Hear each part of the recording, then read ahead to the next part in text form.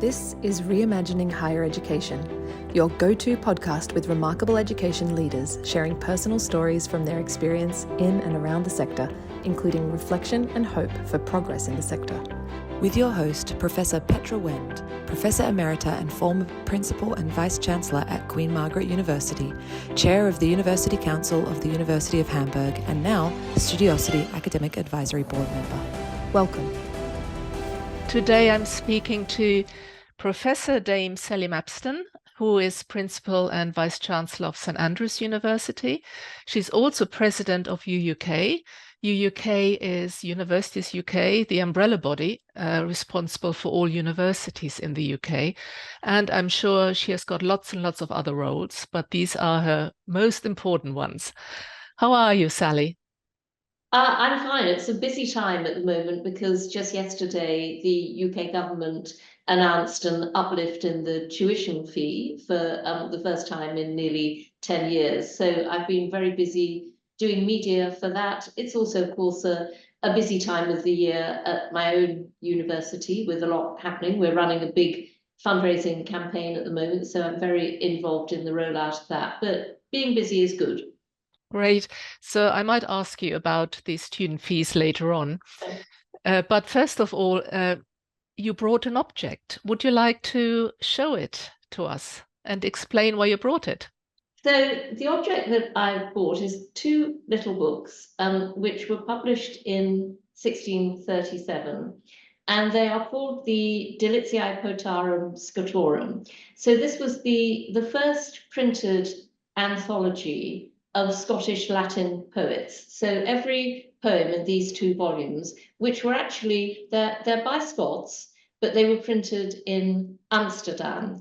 And they were collected, as it happens, by an alumnus of the University of St Andrews, Sir John Scott of Scots Tarvet.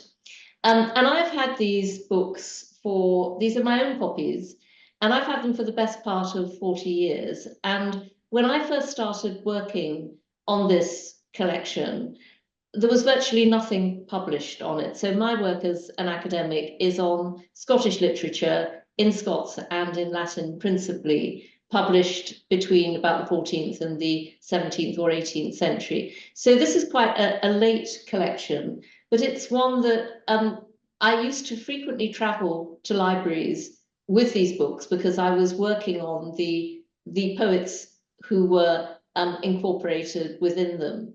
And I would take my own copies, and I was looking for the publication history of these works.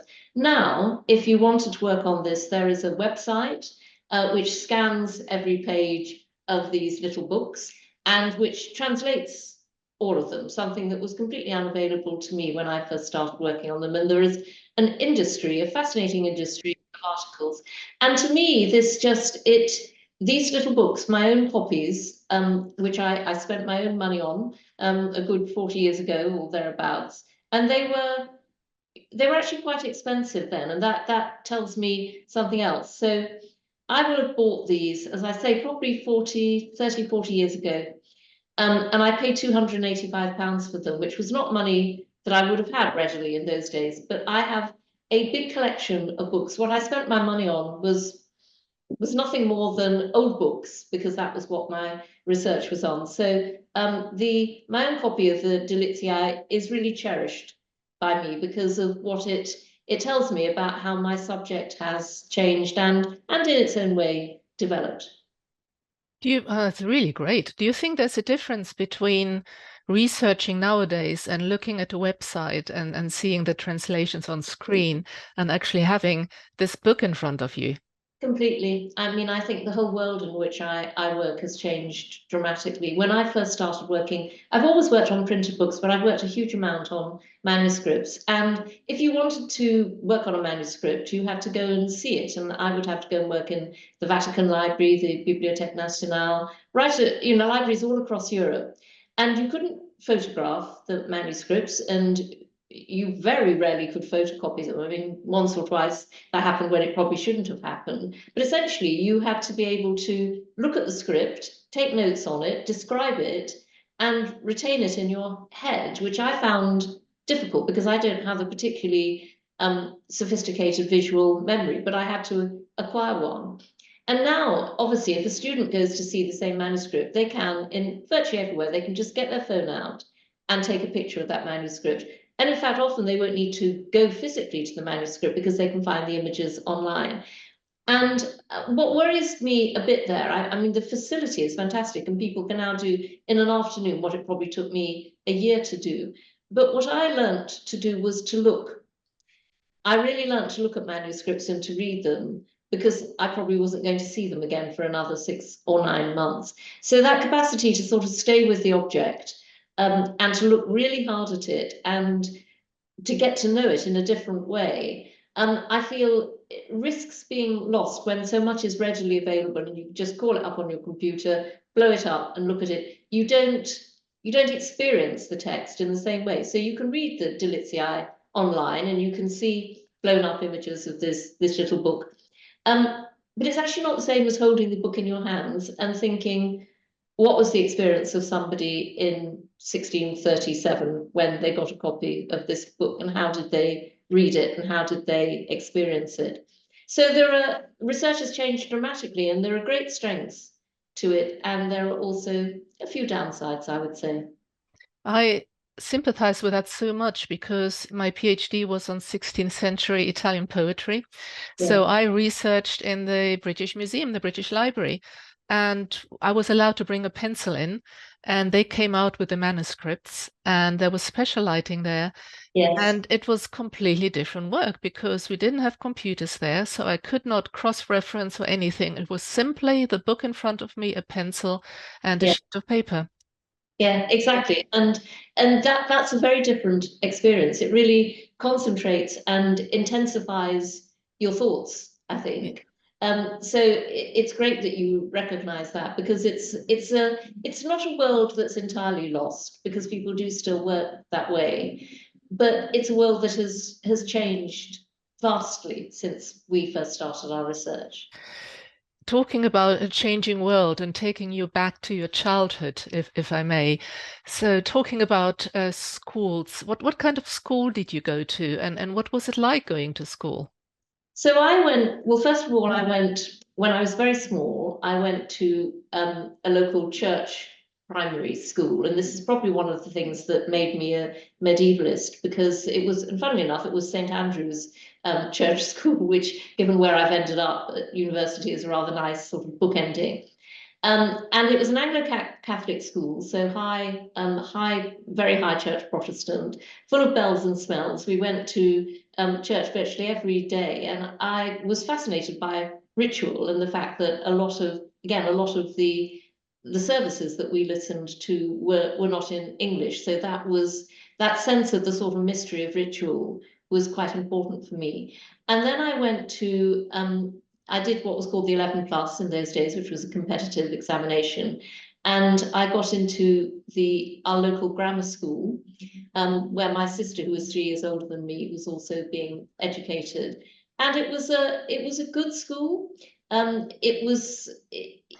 could study everything I wanted to do. So when I was doing my O levels, I was able, for example, not only to do Latin, which I did all the way through, but to do Russian, which you could study at that level in those days, and French. And so it was a good school. And when I decided that I wanted to apply to Oxford, they were helpful. I mean, they were used to getting a handful of students in to Oxford or Cambridge every year. So they were supportive. I think they were slightly surprised when I said I wanted to apply, but they were largely supportive. The school is now a comprehensive school and it's changed, again, quite dramatically, I would say, and is probably less known for the arts than it used to be and more known for maths and sciences. Oh, that's interesting. And how did the school help you to get into Oxford? Well, I'm not sure they terribly helped, but they recognised that if you wanted to apply to Oxford, you could either apply after your A levels or you could apply before in your 4th term in what's called the upper 6th. And essentially what they created for me was the opportunity to really just have I was applying to read English, and what I got was the opportunity to discuss beyond the text that I was studying for A-level, which was what Oxford was looking for. It was looking for examples of people who read a lot and were interested beyond the syllabus. And that was absolutely me. I've always been a kind of voracious reader. Reading is my principal hobby. And so that didn't hold me back, but the opportunity to study and talk about text beyond my A-level syllabus, my school did facilitate. I then made what turned out not to be a mistake, but could have been. I was one of nobody was reading Virginia Woolf in the early to mid 1970s. She's so popular now, but many people weren't. She was certainly nowhere near the A-level syllabus. But I just read Quentin Bell's biography of Virginia Woolf, and I was fascinated by her. So I wrote about Virginia Woolf in the old days, you had to do 5 exams to get into Oxford, 2 language, 2 English, and 1 general paper. And I wrote about Virginia Woolf in one of the English papers. And I was then interviewed at Wadham College, Oxford, by Terry Eagleton, the famous Marxist critic who became my tutor at Oxford, who loathed and despised Virginia Woolf. I didn't know that. He saw her as an example of sort of bourgeois elitism. And here was me, this sort of small person from West London, going on about how wonderful I thought Virginia Woolf and Stream of Consciousness was. But credit to Terry, he didn't hold it against me, I think because he was probably so surprised that somebody at my age was actually both reading and writing about Virginia Woolf. How did you know you wanted to go to Oxford? Well, that's an interesting question. My sister had gone 3 years, she was 3 years ahead of me, and she had gone to Oxford.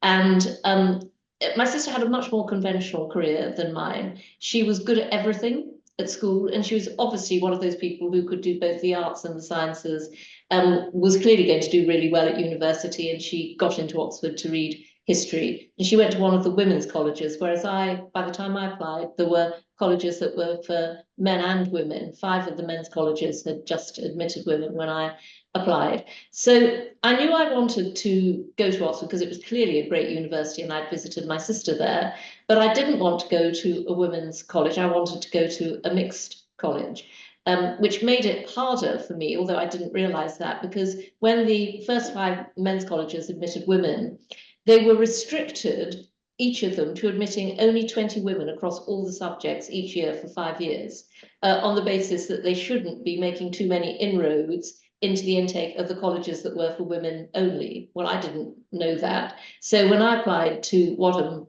to read English, I was actually making it harder for myself, but it was a brilliant choice, and it was a great college to go to.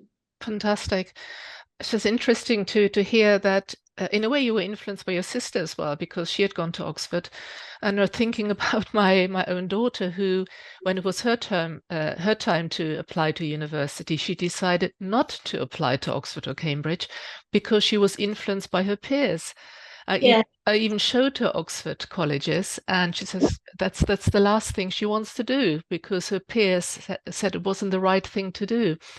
And I felt it was such a shame. Well, it's what I could see was it was just I loved the idea of the tutorial system, and that it would just be 2 of you and 1 tutor. I thought that was fantastic. But I did think I don't really, I'd been at a mixed school, and I found the notion that you might. I mean, this is ironic because in Oxford, most of my career was eventually spent at St Hilda's College when I was a Dom, which was the last surviving single-sex college at Oxford. But in my earlier career, I was very clear that I didn't want to go to a women's college, that I wanted to go to a mixed college. So although I wanted the Oxford experience, I didn't want the same experience that my sister had had. I thought her college was like a girls' boarding school, frankly, and I had no sort of sense of having missed out on not having been to a girls' boarding school. I just wanted to go to a proper college as I then saw it. Okay, and then you went. Yeah. And what was the best and what was the worst of your undergraduate experience? So the best was undoubtedly the sheer freedom of the tutorial system, which I just thought I found fantastic. Every week you turned up, sometimes with an essay, sometimes not. We were taught by Terry, and he was a Marxist, and so always require essays. And then we had a brilliant medieval tutor. And the Oxford English course, you did the whole of English literature. You know, the joke used to be that it was Beowulf to Virginia Woolf, which was actually, when I was studying, it was true, because there was this tendency to stop at 1941. But it was just fantastic. And the faculty were amazing. You know, you obviously taught in your college, we had lectures in the university. And frankly, I loved every minute of it, because I loved reading and I liked writing.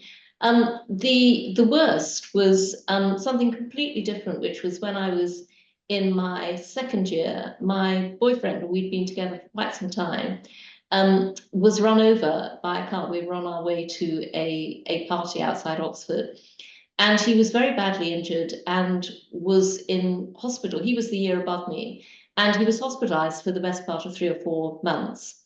Then came out, had to take a year out. And by then, I was in my third year, he was repeating a year. And the fascinating thing to me is that although I'd spent a lot of my second year in and out of the hospital, sitting at his bedside, kind of, you know, being with him, nobody said to me, why don't you take a year out?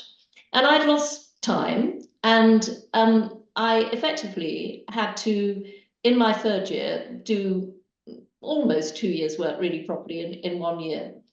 And I look back on that, and this is one of the reasons why, A, I'm used to working very hard, and B, I'm profoundly unsympathetic to people who say their workload is too great, because my experience was, if you work really hard at something, so I got a very good first, and I effectively did, you know, 2 years' work in 1 year.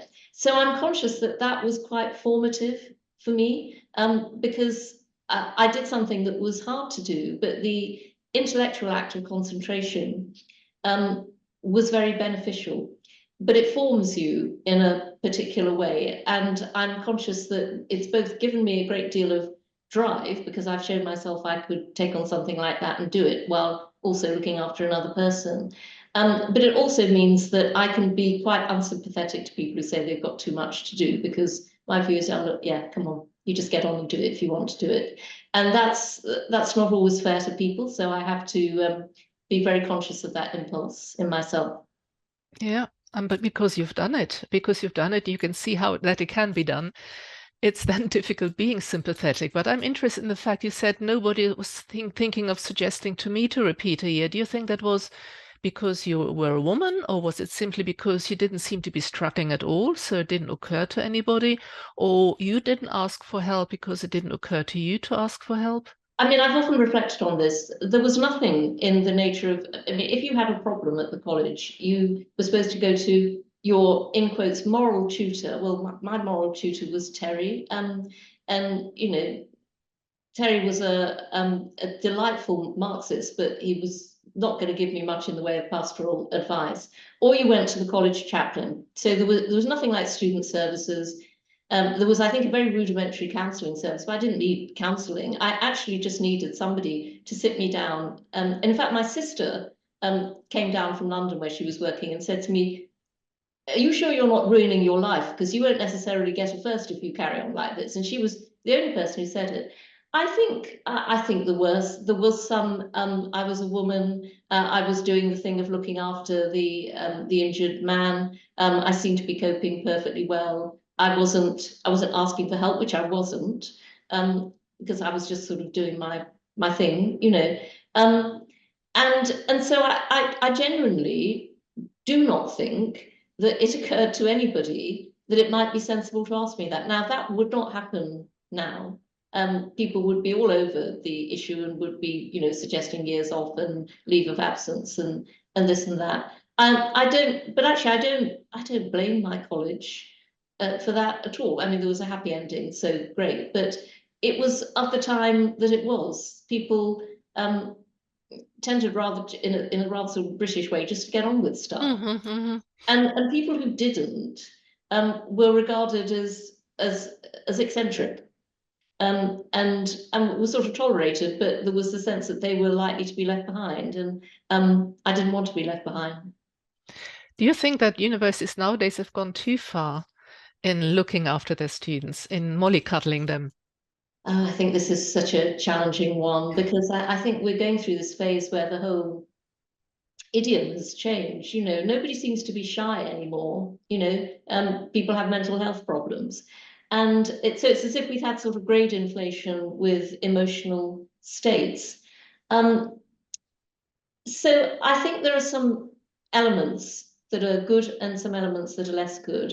I think it's really valuable that students do feel they can talk about how they're feeling, and that they know that there are sources where they can get support, and that universities regard it as an obligation to give support.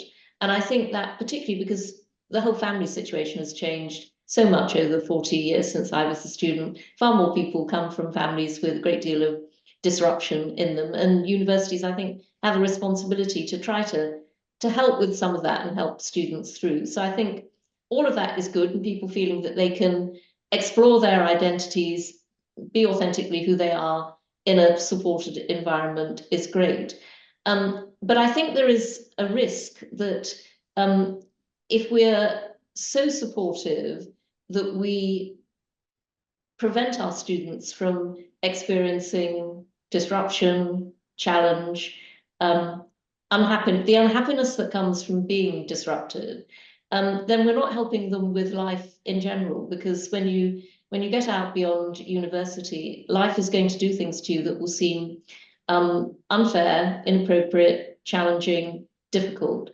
And university should be a place where you can have all those kinds of experiences, but in a way that is rather more curated. So I don't feel that we're mollycoddling our students, but I feel we have to be very careful that we are not holding them back from the full exploration of difference. Okay. If we then, sorry, go back to your own studies again. So after undergraduate, you did postgraduate, I assume. You did that? No? No, I'm not immediately. So everybody in my year sort of finished, and most of my friends were going down to London, and my boyfriend was going to work in TV, and my friends were either going to work in TV or advertising or investment banking, or they were going to go and be spies. And I thought, I had a place and I had the money to do research, and I thought, I'm not sure I absolutely want to do this now. So I applied for and got a job working in publishing, in book publishing, on the basis that I was going to be the executive assistant to the director of the academic list of one of the big London publishing houses, and on the basis that I could type, which I couldn't. So I had an interview for this job, and I was asked, well, you know, you are going to need to type. How fast can you type? I didn't know what you said. I had no idea. I just said, well, I type very fast because I do everything very fast. And I got the job, and I then had 3 weeks to learn how to type, and I locked myself in a room and emerged a touch typist. I mean, I'm a very fast touch typist. But I got promoted quite quickly, and so I spent 3 years as a book editor, working for Weidenfeld and Nicholson, which was one of the great London publishers. The academic list was really strong, particularly in history. And it was slightly like taking part in the decline of the Roman Empire, because publishing was very amateurish in those days. Virtually everybody who worked at Weidenfeld either had a title of some sort or had a private income. And I was one of the few people who actually had to kind of work for a living. And I used to exist on my expenses account because I was paid so little, but I could take all these authors out to lunch. So I would take sort of quite well-known academics out to lunch. And I would be like, I'd be generally kind of working through their books with them, but I was like an anaconda, you know, because I was eating the effect 3 meals a day for my lunch. Enormous lunch, and then go back to the office and do everything I had to do while sort of digesting, you know, the food for one day. And that was kind of how I survived. But eventually I found myself thinking, I like writing other people's books, which is what you often find yourself doing in publishing, but I want to do my own. So after 3 years, and all my friends thought I was completely mad, I said, I'm going to apply and go back to Oxford and do a doctorate.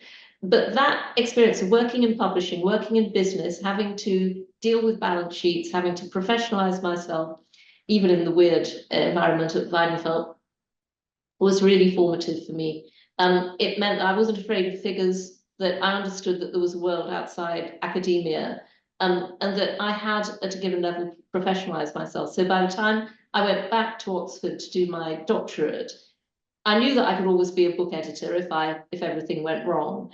But I also had I'd grown up effectively. I'd lived in London for 3 years. I had a great time. I'd done all this editing.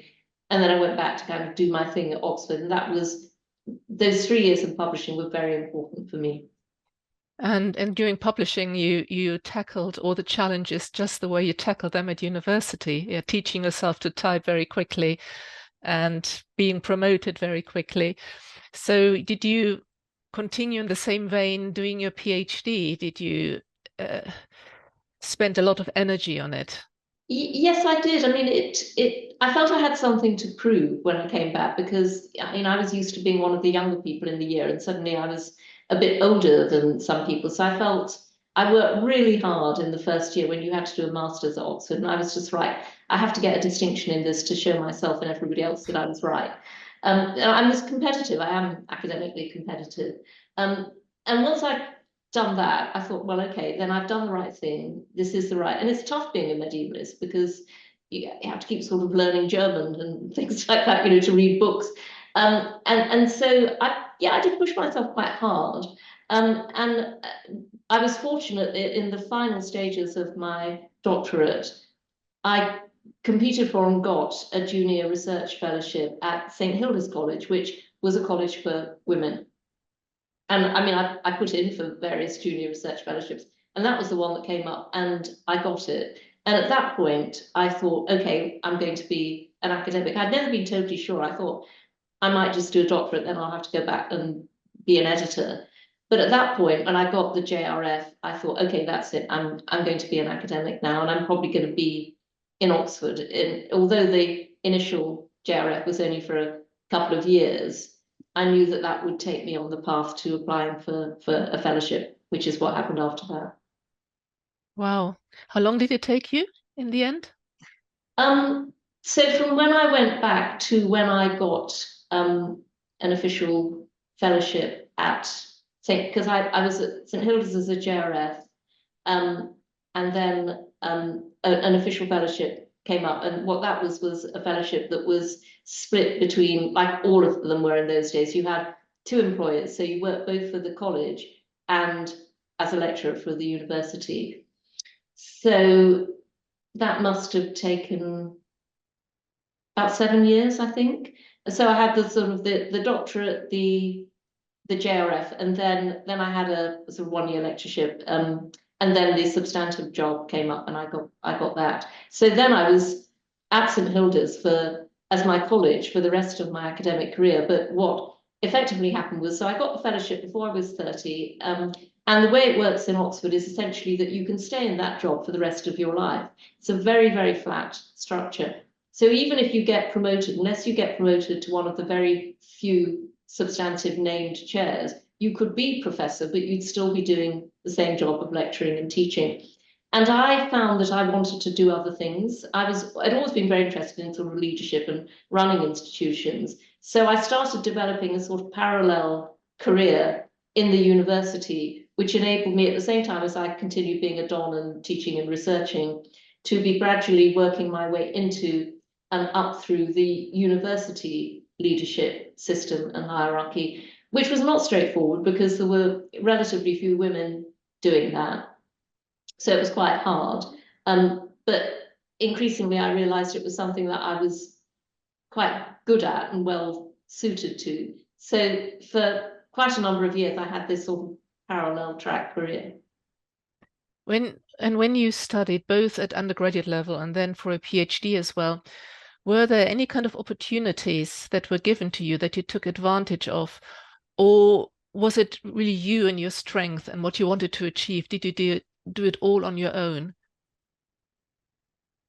Were they encouraging people? I always find that kind of question difficult because I'm very resistant to the narrative where people say, well, I just happened to be in the right place at the right time. Because I don't believe that. I think most people are actually quite competitive and have a sense of what they want to do. It's just people don't like it admitting it. So I think that I have always looked for sort of sisterhoods. So right from when I was at Wadham as an undergraduate, one of the early things I got involved with was what was then called consciousness raising groups. So I was part of a group that was both at Wadham and at St Anne's College of women who were in little groups, and we would meet and sort of support each other. And I found that great. I really enjoyed hearing about other women's experiences and talking about my own. And I think I've always replicated that, always looked for sisterhoods. And I tend to sort of go and find them if they're not naturally offered to me. So I think I've always done that, and I certainly did that when I was a postgraduate, and I absolutely did it when I was at St Hilda's as a Don. But mostly, I think I felt I had to just make my way up through the hierarchy, and it wasn't easy, and there was a certain amount of, inevitable everyday sexism and misogyny along the way. But I mean, my view of that has always been, oh, all right, okay, well, here we are walking with dinosaurs again, and we'll just get on and get past that and show people how you can do things differently, and how actually you improve the experience of everybody when you're more inclusive and you've got a greater diversity of people on the ground. So you have to sort of try and lead by example, I think. So it was, I always found my supportive sisterhoods, and actually I still do that. But I had to just kind of make my way up the greasy pole, and slide back down it occasionally, and then keep trying. Where did you get your confidence from? Because I certainly did not have it in my professional career. I never saw that there were certain promotional opportunities. I didn't think they were for me because I didn't think I was good enough. And there might be then another person who told me, why don't you go for this? Or this would be just the right thing for you. And I hadn't even thought of it. It hadn't occurred to me. It's really interesting, that, isn't it? And I can't deny that I haven't had those thoughts, because I think I certainly have had them, and on occasion, I still get them. I was asked with 2 minutes' notice to appear on PM yesterday afternoon to talk about tuition fees, and my immediate reaction was, God, how can I do that? But actually, it was great, and I really enjoyed it. So, I honestly think, I knew when I was 16 or 17 that I wanted to go to Oxford, because I grew up in a West London suburb, which was nice, but I certainly didn't want to spend the rest of my life there. And I saw Oxford as a way of moving myself somewhere else that I knew I would enjoy and wanted to be. So for me, I think it's persistently been about, I wouldn't do things if I didn't want to do them because I thought it would take me somewhere better. And I think the confidence comes from just doing it, actually, and realizing that you can do it. So I'm sure I've missed out on things and not done some things because of feeling that I couldn't do them or I wasn't ready. Because I think probably all women do that. But increasingly, I think across my career, I thought, well, if I'm enjoying this and I think I can do it, I'm going to give it a go. So I think the sort of confidence came from desire, from the wish to test myself and to do different things. And again, I think, in Oxford, I just could have spent my career, and some people do that, and I would never blame them, doing exactly the same thing for the best part of 30 or 40 years, teaching students, eating my dinners, doing what in Oxford, if you're in a college, you do inordinate amount of hotel management. I could run a hotel quite easily, I think. If you're a fellow, you have to kind of know how the place works. But it's boring. And I've always been fascinated by how institutions work. So I guess I had that impulse to sort of get inside the institutions and try and affect them a bit. And that's a very strong impulse for me. But you must also be a very strong woman because, the evidence is, I learned that at Harvard University when I did a course in leadership for women, and that women tend to apply for jobs less than men do. When women send an article in to be published and it gets rejected, they don't try a second time. Yeah. Men don't seem to have the problem. They try over and over again. That's on average, obviously. It's generalizing. I've seen it, though. I agree with you, Petra. I think, frankly, I think my early formative experience of proving to myself that I could do something in 2 years, in 1 year that should have taken 2 years, was actually hugely formative. I mean, it was, it was a terrible time. My then boyfriend and I are still, I mean, we're best friends. We see each other, and we have that kind of bond that comes from going through something terrible with another person. But it strengthens you. It really strengthens you because you see your debts, and you know that you can pull yourself out of that, and that's a way of turning a. And I sometimes say this to people if awful things happen to them. You can have an awful experience, and you can try and find a way of turning it into something that becomes positive, and that does give you strength. Mm. How does that translate itself to your being a Vice-Chancellor now? So has that all helped, that experience in knowing you can do things and you can tackle things and having the confidence to attack the issues as they need to be attacked? Has that helped you and shaped you in how you are a Vice-Chancellor? Yeah, I think it has. I think also, Oxford's a tough school. As a place, the culture of Oxford at its worst is that you're as good as the last clever thing you said, and that's the currency. And people can be very unforgiving, and I can be like that. I'm very conscious of it. That people, they're trained to, particularly in the art subjects, they're trained to identify error, and they're very quick at finding lapses. So Oxford keeps you on your toes because it's full of very clever people who are all waiting to identify something that is anomalous and say, oh, well, that's not what you said last week or whatever. So that's a tough training ground. And if you survive in that, it also forms you in a particular way. But I think nothing prepares you for the lonely business of being at the top of the tree where the buck stops with you. Nothing prepares you for that. I think what helps, and you will of course have experienced this, Petra, is that the more you do it, the longer you do it, the more used you get to being able to assess the seriousness of things. So sometimes I would say to my team, okay, right, this is tough.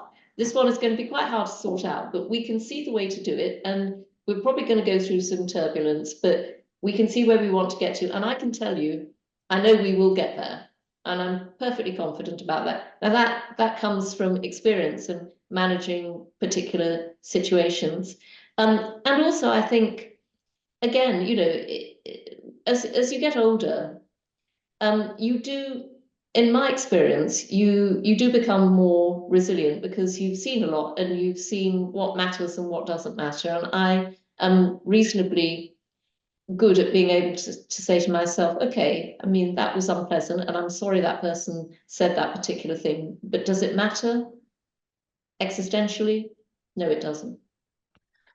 Do you get more thick-skinned with the years of being a Vice-Chancellor? So when people say nasty things which are not true about yourself to you and so on, or if people suffer because they might have lost their job, yeah, I mean, there are so many situations which can be hurtful. Does it become easier? So I think a really crucial thing is that if people say nasty things which are true, you've got to take that away and think about it. Otherwise, you probably won't be as effective as at your job. So for me, that's the really telling one, that there have been occasions when I thought, okay, that's fair. I understand completely why that is said. There've been other occasions when I thought, well, that's just nonsense, and ultimately you are the role, you are the job. Sometimes you're the Vice Chancellor and you have to take that really tough decision, and people will personalize it, but ultimately the institution is going to roll on because of the decision that you've taken, and you have to be able to be at ease with yourself over that. When I was first thinking about getting into leadership roles, I was talking to somebody who had held one of the roles I was going to have, and this person said to me, you need to be able to be comfortable with the fact that you've taken a decision and it might not have been the best decision, but you've taken it and things have gone. if you keep trying to retrace your steps and kind of reconsider, everybody will get confused and you won't bring much clarity to it. And I think that's right, actually. I mean, I have, on a few occasions, I've gone back and said, no, we didn't get that right, so now we're going to regroup. But that's a small number of occasions where, you know, I may have felt my integrity was in some way at stake, and so I felt to intervene. So does it get easier? I actually think that when I get to the point where I think it's got easier, I probably need to stop and retire, because I think you need that element of adrenaline and challenge. So, you know, I like that sense that I get up in the morning and I don't know what's going to happen. And people have heard me say this before, but it's actually true. The thing I always say to myself when I get up in the morning is, what am I going to do today for equality? That's like, you know, I like to think I can make something happen every day that is going to be positive from the equality perspective, because boy, have we still got a lot to do. But then I'll get to the end of the day and I'll think, okay, you know, let's put it all in the balance. How was it? And no, I don't think it does get any easier, because new things come up all the time, including the financial situation of the sector at the moment. But at the point at which you think it's become easy, you probably need to stop, actually. Very wise words. And you just talked about the financial situation of the sector. Yeah. So much has happened over the last years in higher education, so many challenges.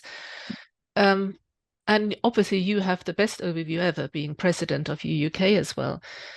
How would you summarize what has happened over the last years? What are the challenges in the UK? Let's start in the UK, because yeah. So I think the challenges in the UK are obviously at one very basic level, that the unit of resource for both teaching and research has fallen away from what it should be. So we've not had the return on the tuition fee or on research funding, which we actually need to be able to carry out those activities properly. And that, along obviously with the strain of the cost of living increase and a whole series of policy interventions, particularly by the last government, particularly in relation to international students, have come together as a sort of perfect storm. And the business model of universities across the UK that had probably seemed relatively intact about 8 or 10 years ago has really started to fall over. What we see with the new Labour government is a recognition of that. And I think Universities UK has really tried to take that forward in the blueprint that we've recently published, which is very much focused on opportunity growth and partnerships. So looking at ways in which we can work with the new administration and presenting universities as not part of the problem, but part of the solution, and therefore worthy of investment. And I do think that the new government is in Westminster is recognising that, and that the intervention yesterday in terms of the uplift in tuition fees, even though it's a small step, it's part of resetting that relationship and actually asking the fundamental questions about, have we gone too far in actually saying that the vehicle that carries most of the funding for tuition should effectively be the individual, the student. And I think we have to ask the question, given that universities deliver a public benefit as well as a private one, shouldn't the state be coming in more, and we should be rebalancing that relationship between what the individual pays and what the state pays? And we think that we're starting to open up that conversation with Labour. They will demand things in return. There has to be a quid pro quo or a series of those. And some of that will be about efficiency and transformation, rightly, in my view. But I think we've gone through a really tough time where there was almost a sort of lack of willingness to accept that the financial situation in which universities found themselves had to be addressed, to one where that recognition has finally come, but the levers that can be pulled, both for universities and indeed also for students, because we saw the maintenance support go up as well, are compounded by the challenging financial situation that the country finds itself in overall. If I give you an example, I'm the chair of the board of Hamburg University, And Hamburg University is the same size as Edinburgh University. So both in terms of staff members, in terms of student numbers, it is, in terms of research, it has equal standing. So Hamburg is one of the Exzellenzuniversitäten in Germany, one of the 10. Their budget is identical, more or less identical, so the yearly budget. However, in Hamburg, 80% comes from the state.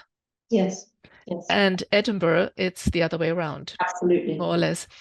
So do you think that, now we're talking about England because Scotland has a different system, that England should move more towards the German system? So I do think that the English system has gone too far in the individual direction. I don't necessarily think that it should go so far in the state direction, nor do I think that it necessarily needs to. But I do think, for example, that there is much more that the government could think of doing in terms of what we call, for example, in England, the Strategic Priorities Grant, which is direct funding that government, it's a budget line that government can utilise to say, we really want to increase the amount of activity in these particular areas which is strategic for us, which might well be STEM, tech, etc. And government has that option to actually put more into the system in a way that actually could decrease the individual contribution. And I think we have to have that conversation, because you're quite right to point out that the UK is anomalous in the degree to which it has angled, as far as tuition is concerned, the load onto the individual.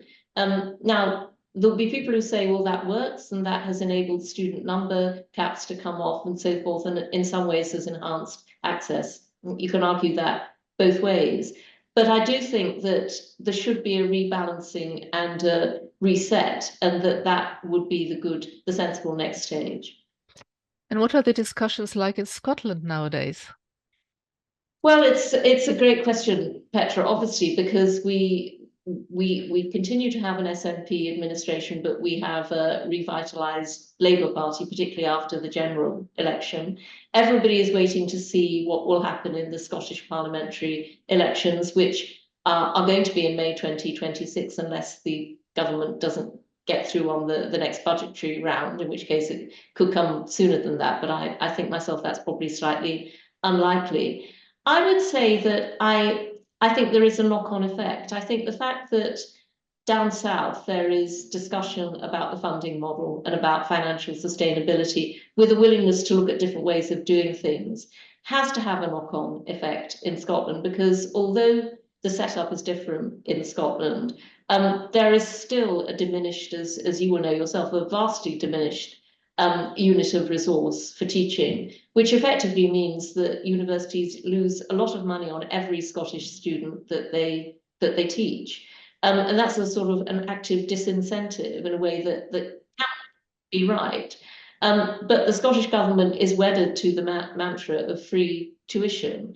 So sooner or later, that particular puzzle box needs to be unlocked and opened up. And I think there's a greater willingness to acknowledge that across all the political parties these days than I've seen in the 9 years I've been working in Scotland. If you were to ask me where that's going to take us, I don't know, because I think there are some ideological hurdles to overcome. But are we starting to see some greater movement because of the changes in politics? Yes, I think we are. Moving away from politics, well, not completely, but moving away directly from politics. Is there something that you could do for students now to improve student experience? Do you think students have a good student experience? I know universities are trying hard, but what would make it even better? I think this is such a challenging question, frankly. And I'll tell you why I think it is, because, you know, at my institution, we do really well in terms of student experience. We've been top in the National Student Survey for 14 out of the last 16 years, and every year that I've been principal, and we have these astonishing levels of satisfaction, both on the academic side and on the extracurricular side. So what are we doing that other people aren't necessarily doing? So we're doing two things that I think are probably important. One is that we offer research-informed teaching. So we pretty much require here that everybody who does research does some teaching. It might not be an enormous amount, but we think that if you're research active, you should teach.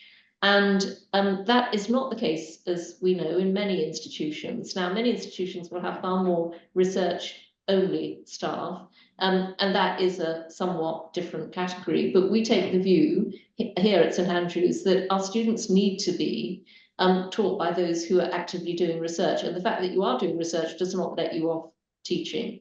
And I feel that very strongly. I feel that's what I benefited from when I was a student. And I think if we somehow see teaching as a less valuable activity academically than research, then we're not offering our students what they deserve at university. The other thing that we do here is that we do a lot of teaching in small groups. And students value that sense that there is someone who knows how they're doing. It's a very different experience being taught in a small group to being in a huge lecture hall, and that's your kind of main form of academic experience. So I do think there are some questions that we need to ask ourselves about, are we getting the balance right in terms of what goes into the student experience? And I'm not for a moment diminishing the significance of research. You heard me talk about my own research at the start of this. But I do think research-informed teaching is what distinguishes university, and that we lose sight of that at our peril. And I do think that in this day and age, when so much is online, where we're so digital, making sure that students associate university with that personalised experience is all the more important, and that institutions should be doing more to think about how they achieve that. I was at the University of Westminster recently, I should say. I do quite a lot of visits in my UUK role. And I was extraordinarily impressed and struck by the fact that we went round a couple of their central London campuses, and there were loads of students in architecture, art, a whole range of law, some of the sciences, who were just in the classrooms all the time working together. And I said, are you in classes at the moment? And they said, no, we just, the institution encourages us to work together and do a lot of group work. So that sense of the sort of personal experience can also come in other ways. It can come through that encouragement of group work and the sort of shared identity that you get through that. And I think that some institutions have piled their students high and lost sight of that. And that's what we need to bring back. That's what students want. They want that sense of being heard, recognised, and appreciated. Thank you. Two final questions. What advice would you give your younger self? I would give the advice that you should always get your academic work done first. That's actually another of my mantras. You can enjoy yourself when you've got your work done first, but get your work done first. I think I pretty much did stick to that as much as I could, but it's the best advice. Get that bit of your life sorted out, then you enjoy the rest of it more. So if that's what, if you want to succeed in life, and academia is going to help you do that, then get that bit sorted and do it properly, and then the rest of it will fall into place. Yeah, I couldn't agree more. I completely agree. And a final question then is, what advice would you give people who are thinking of becoming a leader in higher education? There's so much to do, and it's a great opportunity, frankly. And we need more women, we need more diversity. It's a great opportunity to influence, and influencing the course of education, the way people study, experience an institution, prepare themselves to go out into the world. What's better than that, frankly? And that's what, I see my friends who were hedge fund managers or MI6 or working in advertising, and most of them are retired now. I don't feel any need to do that. I still feel this is great. There are things to achieve. I can make a difference. So I just think it's a phenomenally fulfilling role. Fantastic. Thank you, Sally. I've learned so much about you. Although I know you, I didn't know all about your background and your studies in your school. Fascinating. Thank you very much for making the time. I've It really, was I've really enjoyed the opportunity to talk, Petra, and thank you for being such a good conversationalist. You never quite know where these conversations are going to go, but you've expertly steered us into some interesting places. So thank you very much for that. You have been listening to Studiosity's podcast, Reimagining Higher Education, candid conversations within higher education, sharing stories of leadership, change, and best practice in teaching and learning. Visit studiosity.com.